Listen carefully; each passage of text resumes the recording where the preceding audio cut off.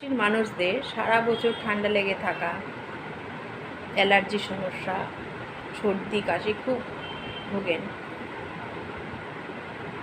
তারা নিশ্চয়ই একটু লক্ষ্য করে আপনি দেখবেন তারা হয়তো বৃশ্চিক রাশি, নয়তো কর্কট রাশি, নতুবা মীন রাশি, ও কখনো কখনো বৃষ রাশির মানুষরাও।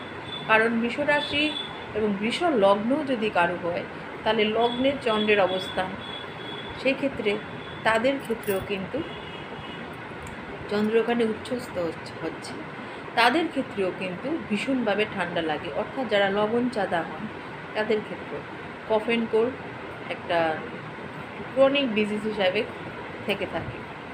সেক্ষেত্রে সবচেয়ে ভালো রেমেডি, আপনি যদি সকালবেলা কিছু সময় সানলাইটে থাকতে পারেন, সূর্যের আলো ডাইরেক্ট আপনার শরীরে লাগে, সেক্ষেত্রে কিন্তু এই জিনিসটা থেকে আপনি অনেকটা মুক্তি পাবেন।